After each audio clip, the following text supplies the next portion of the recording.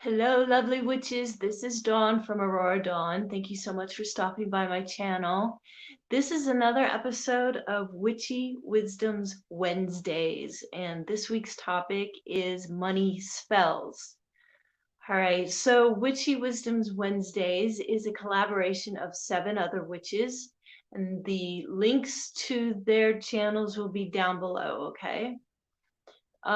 This topic of money spells has been something I've explored, I've experimented with, and a lot of them, like the candle, green candle, and you scribe on the side, and a lot of it just doesn't work for me.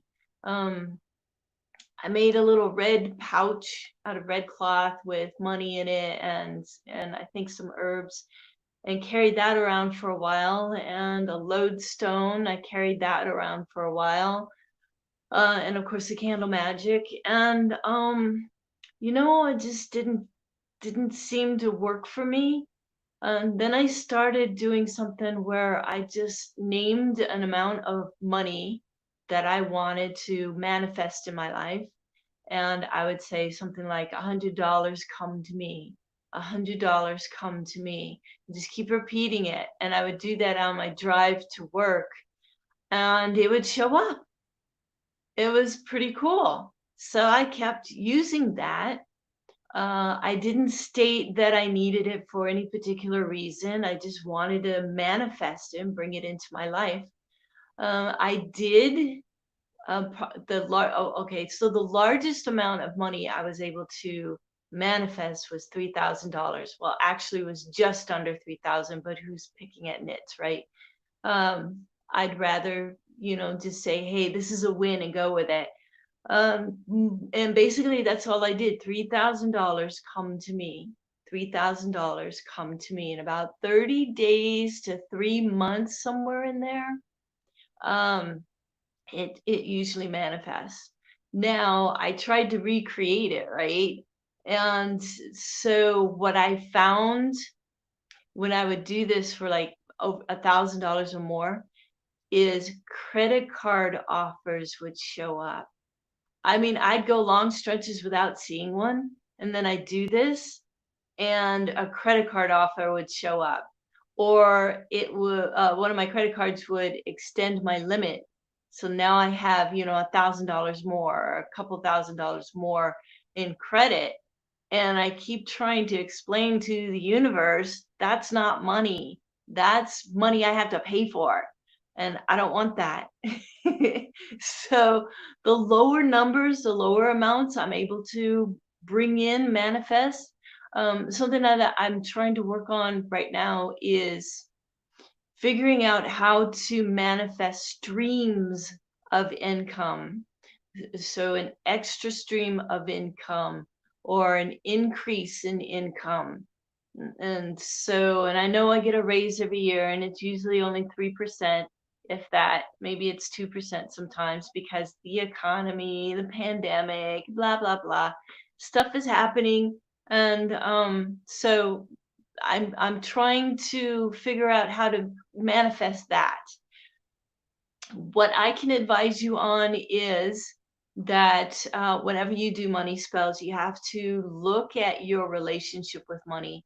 If you're worried about money all the time, if it frustrates you, if it comes in and then leaves as fast, which happens to me often, more often than not, then it's your relationship with money, and that is shadow work that you need to do to correct that. I know for me, money makes me feel powerful, and feeling powerful makes me feel unsafe.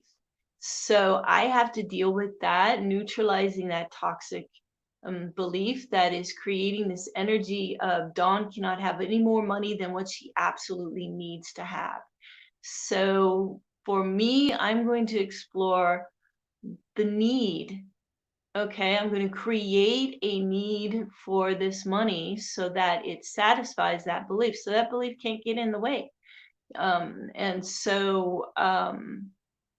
to have to work on that, but I will do a video on my progress on that, because I think a lot of people probably run into the same thing where you're manifesting small amounts, and any amount that you do manifest ends up going to something else. You don't get to keep it. And I think that's it's a problem for me. And I know I'm undisciplined. I know I am a procrastinator, and I'm disorganized. And all those things don't work well with money. Okay? So I have to do a little work on myself to make a home for money in my life. Okay, so that's my advice to you.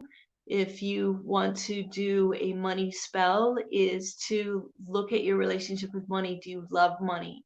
Does money make you feel good? Or are you obsessed with the lack of money causing so many difficulties and problems in your life? If so, it is really a lot about what you're focusing on. Okay. So I don't have a lot to say about it. I know that there are a lot of different spells that you can experiment with. Something I am working on right now is about success. And I feel like, sure, I can do a money spell and I can bring money in. But how successful am I in recreating that? How successful am I in keeping it? How successful am I in using it the wisest way possible to grow my business and my life, to make my life better? Okay, so I'm thinking in terms of like luck. Luck comes with being successful, and it's a mindset. I know it's a mindset. So there are some things I'm going to be working on to try and improve my ability to manifest money, especially whenever I need it. I've proven that I can manifest small amounts. A $10 bill showed up on the floor. Oh, I wanted to mention something. Um, Something that's gone through my mind, like in order for me to receive additional money, does somebody have to lose a certain amount of money?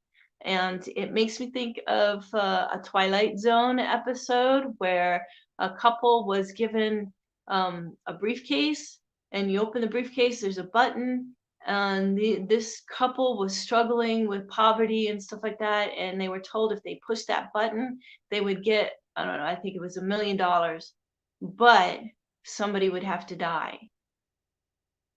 And so what has to happen in order for me to receive money? Does somebody have to lose money? And I don't believe that's the case, because the universe is infinite.